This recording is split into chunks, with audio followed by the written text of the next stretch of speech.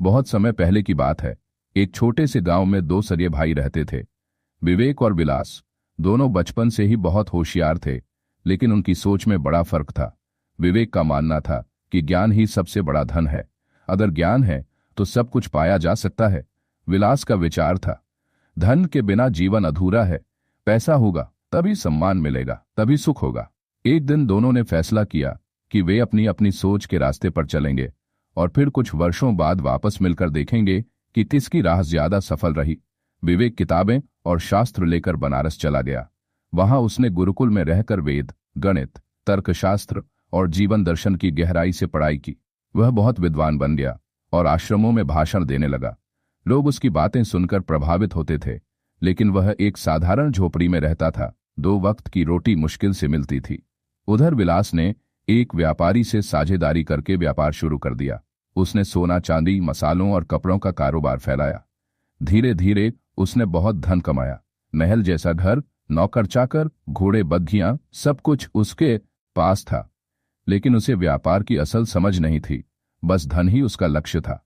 5 साल बाद दोनों भाई अपने गांव लौटे। गांव वालों ने देखा, एक भाई सादा वस्त्रों में, आंखों में चमक और चेहरे पर संतोष लिए हुए आया। दूसरा भाई रेशमी कपड़ों में, लेकिन चेहरे पर चिंता की लकीरें और गहरी थकान। एक रात दोनों भाई पेड़ के नीचे बैठे और अपनी यात्रा के बारे में एक दूसरे को बताया। विवेक ने कहा, मेरे पास सब गहराई से समझ है। जीवन, मृत्यु, दुख और सुख का रहस्य मैंने समझा, मगर मेरे पास संसाधन नहीं है कि मैं औरों तक यह ज्ञान पहुंचा सकूं। विलास बोला, मेरे पास सब कुछ है, धन, रुतबा, लोग, मगर भीतर से खाली हूं। हर निर्णय डर के साथ लेता हूं, क्योंकि मुझे ज्ञान नहीं कि सही क्या है। दोनों भाई चुप हो गए। अगले दिन गांव में एक संकट आया। गांव के पास की नदी सूख गई। किसान परेशान हो गए, फसलें बर्बाद होने लगीं। विवेक ने अपनी समझ से गांव के पुराने जल स्रोतों की खोज की और बताया कि कैसे परंपरागत तरीकों से जल बचाया जा सकता है, मगर उसे साधन चाहिए थे, मजदूर, औजार और पैसा। तब विलास ने आगे आकर अपना धन और संसाधन दिए। दोनों ने मिलकर गांव में एक नया जल संरक्षण प्रोजेक्ट शुरू किया। कुछ ही महीनों में सूखी धरती फिर से हरी हो गई।